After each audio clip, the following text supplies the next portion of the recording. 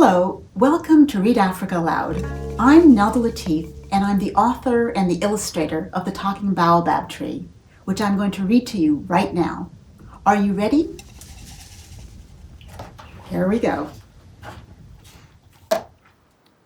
Johari the rabbit was lost in the desert. There was no escape from the hot, blazing sun. Never before had she wandered so far from her burrow. All around her were sand dunes as tall as mountains. Frightened and exhausted, Johari had strength to climb one last dune to find shelter. Taking a deep breath, she chose a towering golden dune. The sand beneath her paws felt like hot coals, but there was no turning back. With each step, the dune grew steeper and steeper. Reaching the top, she looked down and gasped. Below was a tree with the most enormous trunk she had ever seen. Its branches, like roots reaching for the sky, were loaded with dangling fruit. Johari, excited, lost her footing. Sand flying every which way, she went sliding and tumbling head over heels down the dune. Dazed, Johari crawled to the tree. Leaning against its massive trunk, she fell fast asleep. She awoke to a deep, booming voice inquiring, "Did you have a good nap?" Shooting straight up into the air, she cried out, "Who's there?" "Sorry, I did not mean to startle you. It is not often that I have company. What is your name?" "Oh my, a talking tree! I am Johari. Thank you for allowing me to rest in your shade. You have the widest trunk of any tree I have ever seen. Forgive my question, but what kind of tree are you?" The tree chuckled and said, "Don't apologize for asking questions. Questioning brings knowledge. I am a baobab, the largest tree in Africa. I don't like to brag, but it is said wisdom is like a baobab tree. Can you guess the reason why?" Studying the massive trunk of the tree, Johari said, "I think I know the answer. Just like no one can put their arms around wisdom, no one can put their arms around you." Laughing, the baobab shook its branches. "Here, my clever friend, try some of my fruit and leaves." "Delicious," Johari exclaimed between hungry mouthfuls.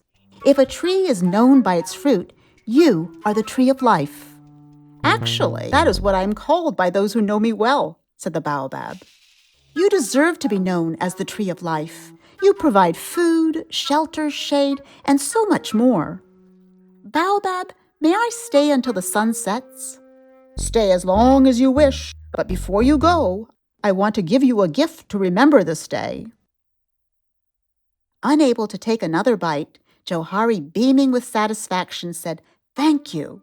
That was absolutely delicious. Now even my eyes are full." "You are most welcome," replied the baobab. "Say opal, and my trunk will open. Inside you will find many treasures left by travelers who never returned to reclaim them. Choose one. When you are done, say jarajef. My trunk will part to let you out. Remember, you must say opal to enter and jarajef to leave." Johari commanded, "Opal." The enormous trunk of the baobab parted. Entering, Johari looked around in amazement. Before her were fabulous treasures, jewels of every hue, size, and shape. There were nuggets of gold, bars of silver, piles upon piles of amber, jade, rubies, pearls, diamonds, emeralds, sapphires, and amethysts. Johari admired the treasures and chose as her gift a beautiful necklace with sparkling gems.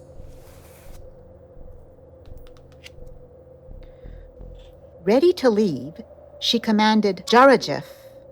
At once the trunk parted, and the sun's rays came streaming in like ribbons of golden light. Johari took one last look at the sparkling treasures, then leaped out into the bright sunshine. As the sun set, the baobab gently warned, "Johari, do not return. Like the travelers who never came back for their treasures, you too will not find me again.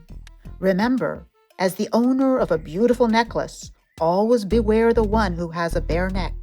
Farewell, my friend."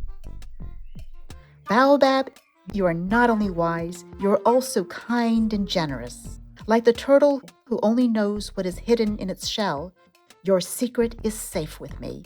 Farewell. Johari was soon back in her burrow. The next day, her curious neighbor, the hyena, came calling. "Where were you?" he asked. "I was looking everywhere for you." "I was lost in the dunes," Johari said. Noticing the sparkling necklace, the hyena said, "I haven't seen you wear that before. Where is it from?" "It was given to me by a friend." "A friend? Do I know this friend?" asked the hyena. "No," said the rabbit. The hyena was now more curious than ever. "You know, it is said a good neighbor is better than a relative who lives far away. I can keep a secret. Tell me about this friend of yours." "Not until chickens grow teeth," Johari said firmly. The hyena prodded and threatened, but the rabbit refused to say another word about the necklace. The next morning, Johari awoke to the sound of ghoulish laughter. "Ha ha ha! Hee hee hee! Ha ha ha! I have blocked all the exits to your burrow. You are trapped." Johari knew it was the voice of the hyena when he said, "If you don't tell me where that necklace came from, you will never see daylight again." The sun rose and the sun set many times before the rabbit, weak from hunger, finally broke down and told the hyena almost everything he wanted to know. Eyes gleaming with greed, the hyena unblocked the entrance and commanded, "Lead me to the baobab." "We will only get lost," Johari said. "An egg shouldn't wrestle with a rock," snarled the hyena. "Stop your silly babbling, or you will remain trapped forever." The rabbit and the hyena were struggling to find their way among the dunes. Caught between the blazing sun and the burning sand, they wandered, feet dragging and tongues hanging dry. With no sign of the baobab, Johari pleaded, "Let us return. We will not find our way back if we continue."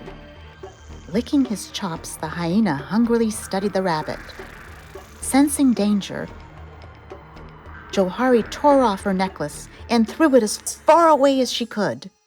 Just as she had hoped, without a backward glance, the hyena scurried after the necklace.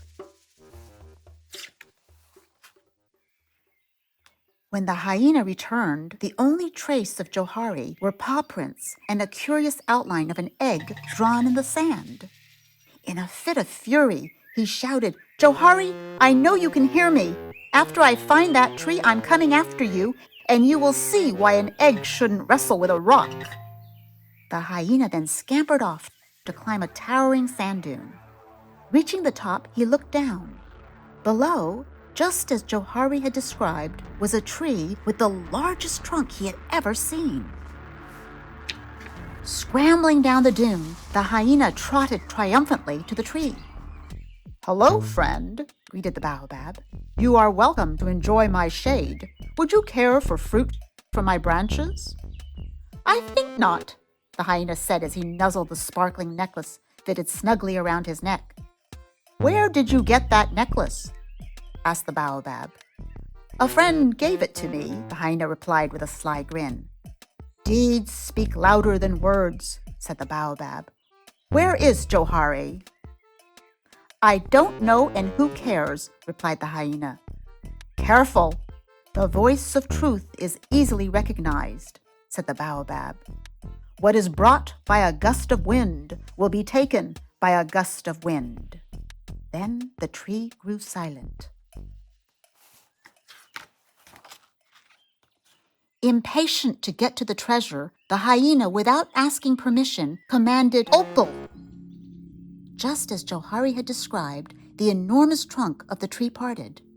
Laughing with glee, the hyena scrambled inside. Wasting little time, he began to gather all the gold and jewels he could carry.